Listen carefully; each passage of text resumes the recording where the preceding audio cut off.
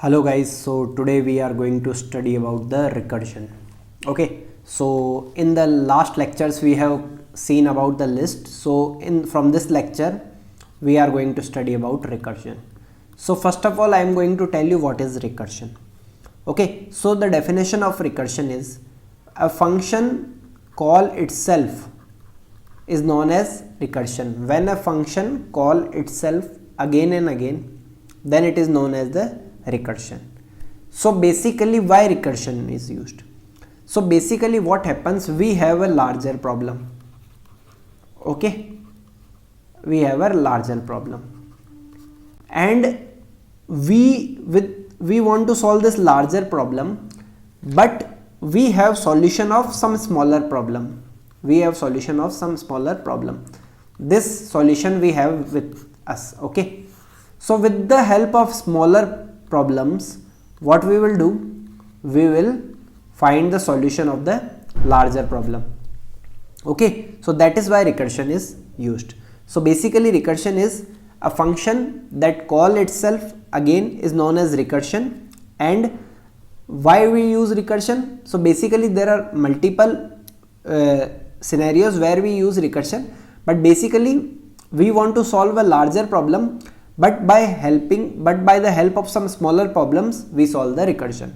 Okay, so I will give you the example. What is, suppose this is the function fun1.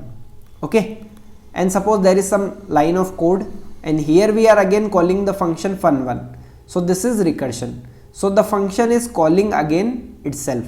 Okay, so this is a kind of direct recursion. Okay, direct recursion. And suppose there is a situation def fun1 in which some code is there, and then we are calling some other function fun2, and some other function fun2 is defined, okay, and which have some code and it is calling fun1. Okay, suppose the call started from here, then it went to fun2, then it come here, then it again went to this, then it come here, then again went to this. Like this some calls are going to happen. So we can say that this is a indirect way. So generally we use the direct calling only.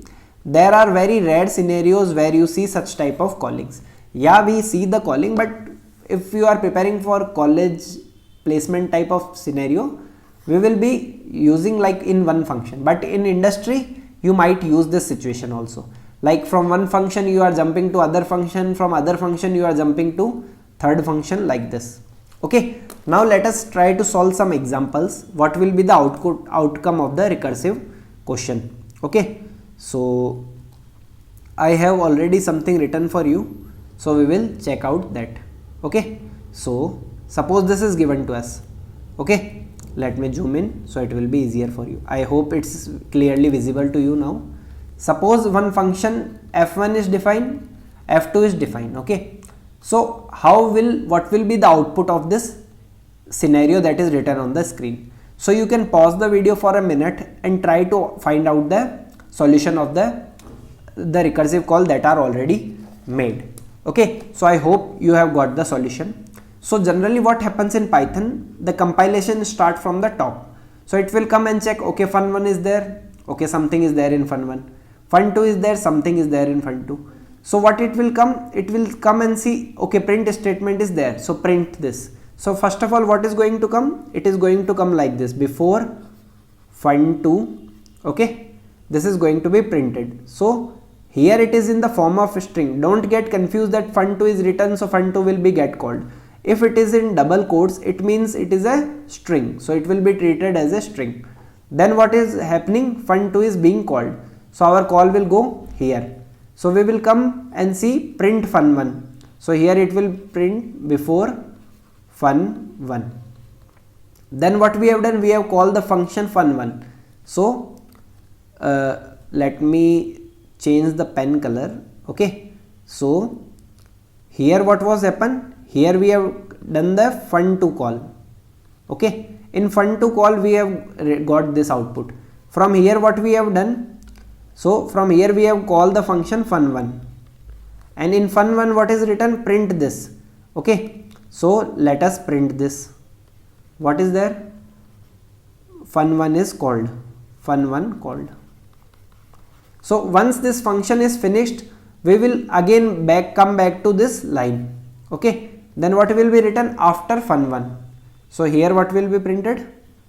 After fun1. Once this call is done, what it will happen? I think every call is completed now. Okay, like let me show you the compilation of this. Okay, so it will be much easier to you. So you can search Python online compiler on Google and you can try it, check it out in any kind of compiler. Okay, so let it open. So let us copy paste this code. So you can also try by in your machine and check what is the output. So hello world was already written. So what was written? Before fun2, before fun1. So before fun2, before fun1, then we have fun1 called, we have fun1 called, then we have after fun1, then we have after fun1, and once this fun2 call is completed, once this fun2 call is completed, what will written? After fun2, after fun2, like this it is going to happen. Still, if you have any kind of confusion, I will explain you this code again, because there might be possibility that you may not get this thing in the one go, but let's check it out again in a quick view. So it's like before fun2, so it is going to print it before fun2, then fun2 is being called, so I will write like this fun2. Okay, this statement is pending, so let write like this. Okay, now fun2 is being called. In fun2 what is written? Before fun1, so before fun1. Okay, I have written with the red pen only. Now again fun1 is called, so fun1 function is being called. Here something is already pending, so in fun1 what is there? Print fun1 is called, so it will print like this, print fun1 called. So once this is done, what it will come? It will come here, and here already something is left out, so after fun1, so here after fun1 will be printed. So once this is done, what we will come? In fun2 we have something left out, that's why I have written this, so what it will be printed? After fun2. I hope a little bit it is clear to you. Still, if you have any doubt, you can check it out. Okay, so first of all it is before fun2. In fun2 it is printed this, then fun1, so it is printed this, then printed this, then printed this. Okay, so this is the flow in which the recursive call is done. So it was an example to show you how exactly the recursion works.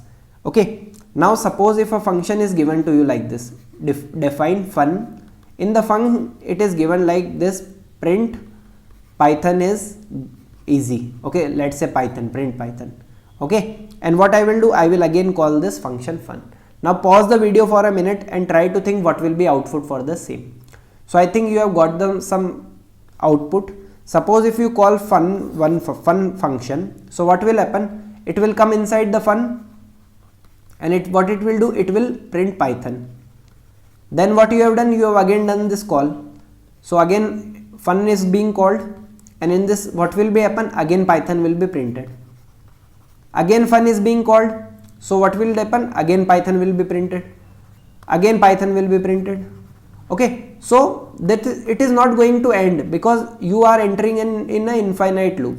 So fun, then Python, then again fun, Python, again fun. So if you want to see the output also, so let's say, let me write like this. Again I am calling fun1, perfect. And suppose if I write fun1 here, so you can see fun1. It is, see, I am scrolling down, you can check on the right hand side. So it is coming infinite number of time, because this function is no more ended. So what happened? We have got some recursion error, that maximum. Okay, I hope it's visible to you. Okay, this kind of error has occurred. Recursion, maximum recursion depth exceed while calling a Python object. So in Python there is the number of recursion call are predefined. If we reach that limit, it will give us the error. So it has given us the error. So basically it is saying that you have entered in an infinite loop. That's why it is printing Python again and again. So we got to know that if we have a recursive function, so we need to write some condition so that their function end somewhere. Okay, so we got one thing in our mind that if we are writing a Python solution, if we are writing a recursive solution, it should have some ending condition. Okay, so that ending condition is known as the base condition. Okay, so generally how recursion function will be written, suppose here it is the function name, then first thing we are going to write the base condition. Okay, the condition which will help us to end the function, and then we will write the logic or choice diagram or recursive diagram. Some people say anything, means it's just the logic you have to write, or recursive diagram, recursive tree logic, anything you can say, recursive tree or recursive logic. Okay, so this is the general scenario to write a recursive solution. So just keep in your mind, whenever you write recursive solution, first of all think of the base condition. Base condition is that condition where the function is going to be terminated.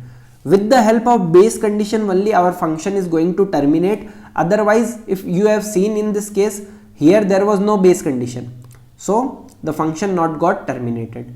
Now what then we have to write some logic. Okay, so now I will tell you how we are going to write the base condition.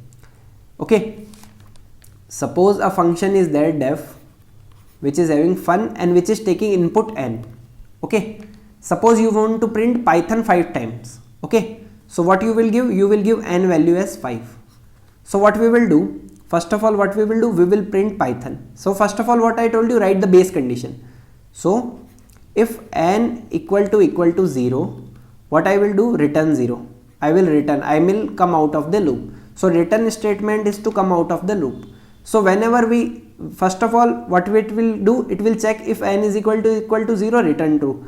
Else what we will do? We will print Python. Okay, and what we will do? We will again call the fun function, but this time the value will be n minus 1. Okay, now you can pause the video and try to think of the output. Suppose you have called the function like this, fun5. So I will show you the flow diagram. So it will be like this, fun5 is called, it will check condition, if n is equal to 0, no, what it will do? It will print Python.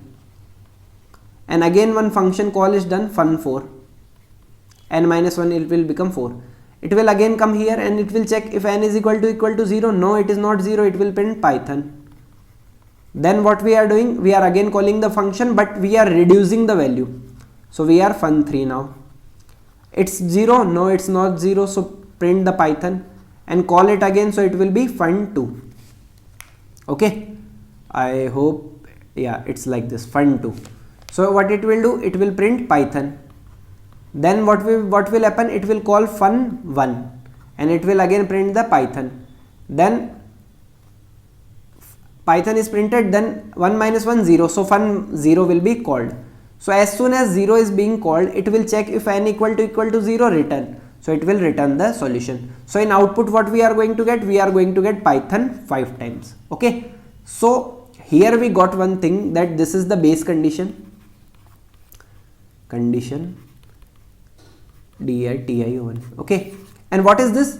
This is recursive call of the function where we are going towards the base condition. So first of all we were at n, then it is n minus 1. Okay, so every time the value is reduced by 1. So we are moving towards our base condition. And what was the base condition? That if n equal to 0, what we will do? We will return the solution. Okay, so this was the case. So let me show you the same code now. Okay, so suppose here it is written n. Okay, so fun1 is called, and let's say n, let us also print the n. Okay, and what I will do? Here I will apply the base condition. So if n equal to 0, what I will do? I will return, and otherwise I will call the function n minus 1, and here I will write 5. So let's see. So see, first the n value was 5, so it is printed fun1 called 5.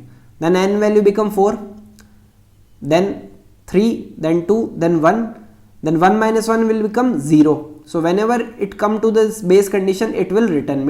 It means it will come out of this function. So we got to know one thing, that whenever we are writing the recursive solution, first thing that we should keep in our mind is we should write the base condition. We should write the base condition, and logic should be in such way that it should be leading towards the base condition. Logic should be in such way that it should be moving towards the base condition. Okay, now I will tell you how. Suppose if you have written the same code, right? So this time calling for n minus 1, if you call for n plus 1, okay, so what will happen? So first of all, here value is 5. Okay, it will check n is 0, no, so it will print.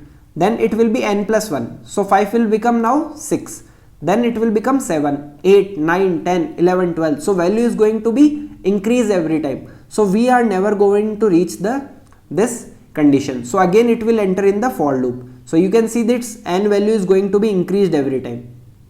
Okay, and after some point of time the function will stop working because it has entered in the infinite loop. Okay, so the Python has written the logic in such a way that it should stop if there are infinite number of calls happening. Okay, like this.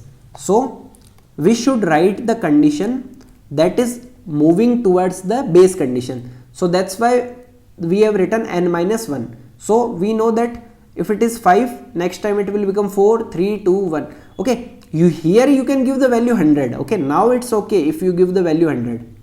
No issue if you give the value 100. Right?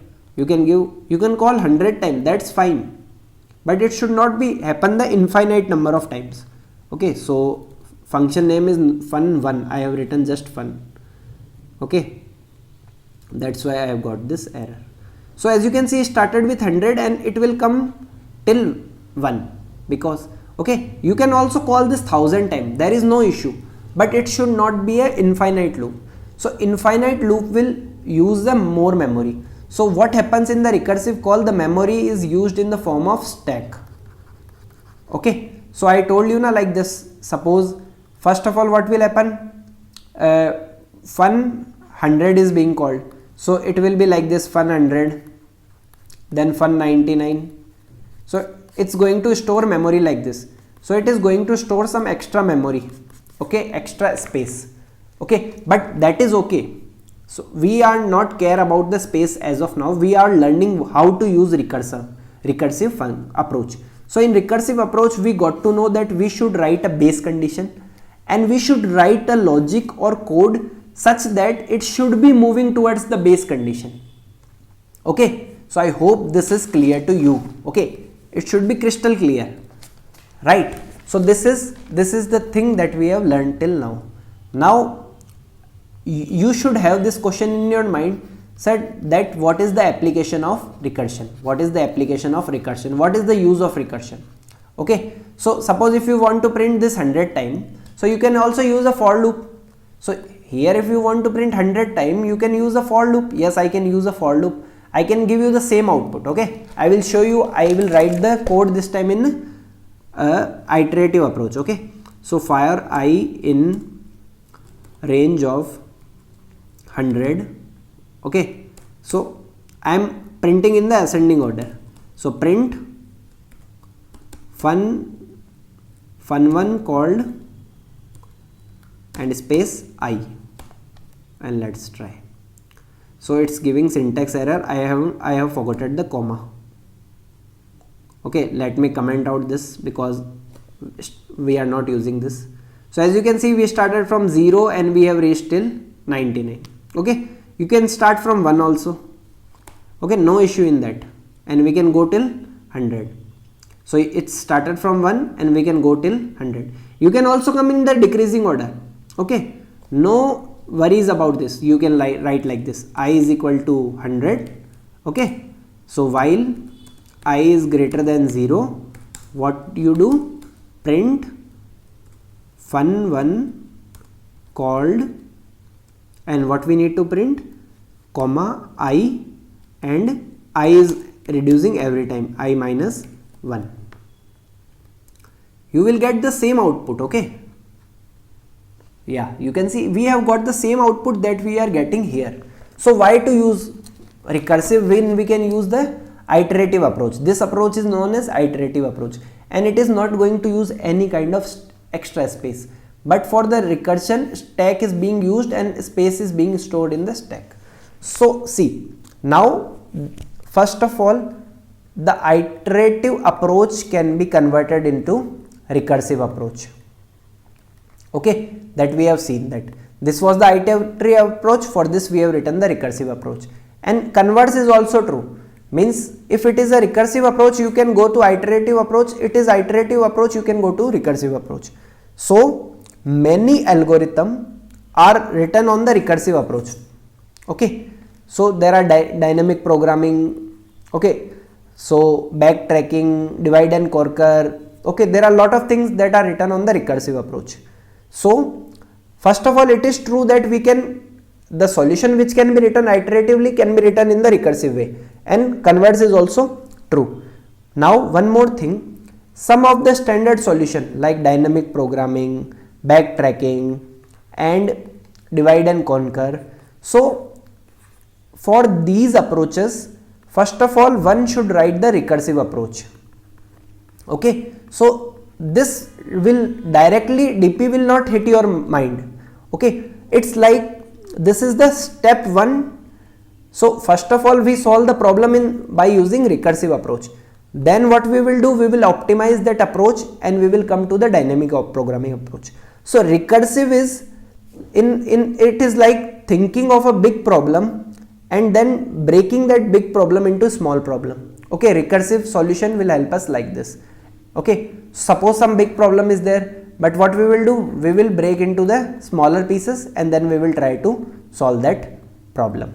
Okay, now recursive approach is a very important approach because it is a skill that help you to think of the solution. Okay, think of the base condition, think of the direction where problem is going. So recursive is a very necessary skill for a programmer, because you will get the flow. Means from here you are going to start and here you are going to end. So you will have an idea of starting point, ending point, and you will also have the path how you are going to reach that point. So that's why recursion is very important. So let us take one more example, and I think this is going to be the last example for this video because the video is going to be a bit lengthier. Okay, suppose I tell you to find factorial of 5 factorial. So what you are going to say? You are going to say that 5 into 4 into 3 into 2 into 1. This is the solution which we can write. But you can also say like this. What is this? 4 into 3 into 2 into 1. It is 4 factorial. It means 5 factorial can be written like this. 5 into 4 factorial. Now you can say that 4 factorial can also be written like this. 4 into 3 factorial. Now this 3 factorial is also can written be like this. 3 into 2 factorial. Now this 2 factorial can also be written like this. 2 into 1 factorial. Now this 1 factorial can also be written like this. 1 into 0 factorial. And we know the base condition that 0 factorial is 1. And there is no factorial of a negative number. So here the condition is that n will be greater than equal to 0. So what you get to know that if you want to find factorial of a n, okay, so what you can do, this was same number n, and you can call the same function for n minus 1. So this is the recursive logic. This is the recursive logic. So you have written fact n will be n into fact of n minus 1. And where it is terminating? It is terminating at 0. So what will be the base condition? If n equal to 0, what you will do? Instead of returning, what you will do this time, you will return 1 because 0 factorial is going to be 1.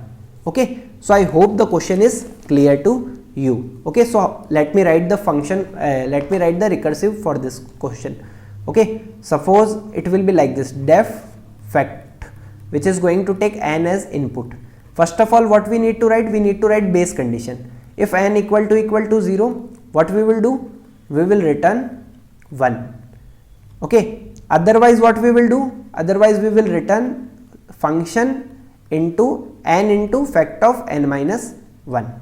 Okay, so suppose if you call fact 3, so what will happen? It will check either is it equal to 1? No. So what it will do? It will do 3 into fact 2.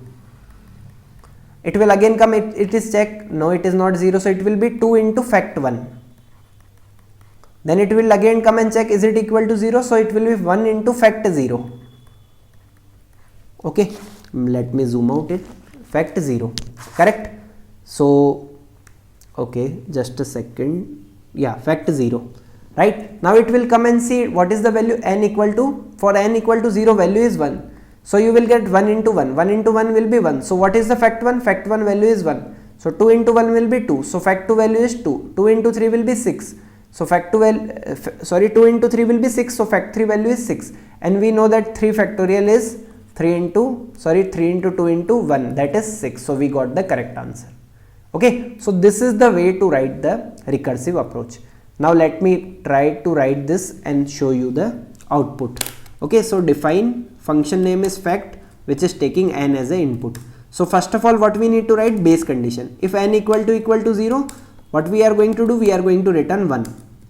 Otherwise we are going to call the function, but this time we will call the function by decreasing the value by 1. So n minus 1.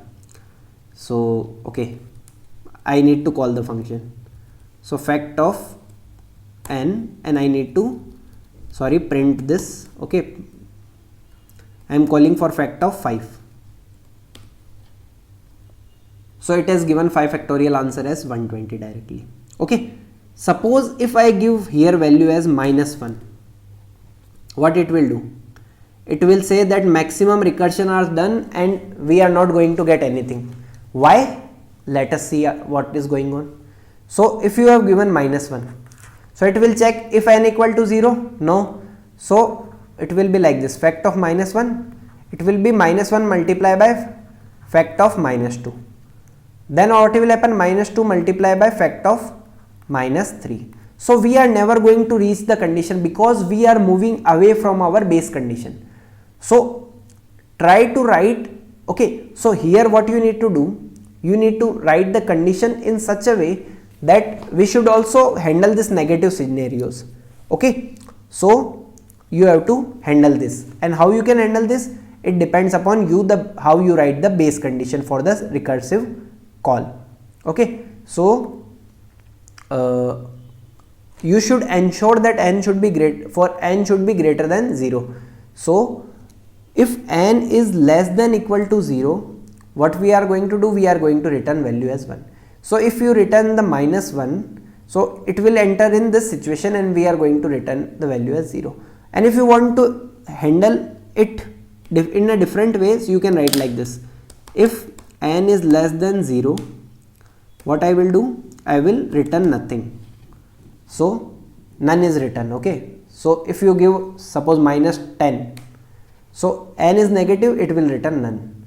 Suppose if you give value as 0, so what it will do? It will give 1 because 0 factorial is 1. If you will return 4, so we know that 4 factorial is 24, so 24 is done.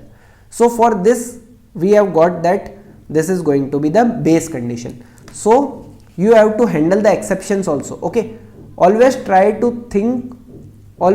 make this diagram. Okay, so where the end termination is going on, there only we are going to get the base condition. You can think base condition as the smallest correct output. Okay, for factorial we know that 0 factorial is 1. So from 0 factorial only the question starts, because 0 factorial is 1, then we have 1 factorial is 1, 2 factorial is 2, 3 factorial is 6. There is no factorial before 0. So base condition will be this. So you have to think the problem in such way.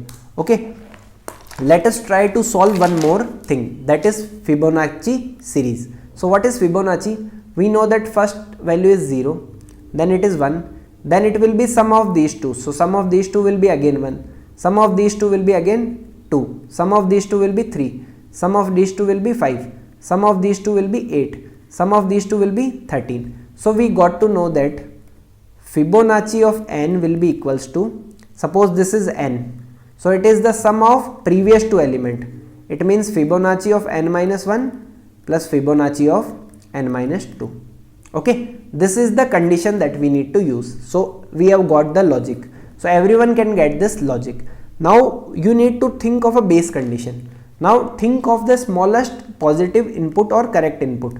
So suppose if I use fib2, okay, fib2, so what it will be? It will be n minus 1, that is fib of 1, and n minus 2, that is fib of 0. Okay, so we are going to get some output here. Now if I give the value as fib of 1, so what it will happen? It will be like this, fib of 0, and minus 2 will be fib of minus 1. So this is again something that we don't want, because first value is 0, second value is 1. So if I define the value that if n equal to 0, return 0, return 0. If n equal to 1, what I will do? I will return 1. And for the rest of the things I will apply this condition. Okay, so I hope the question is clear to you.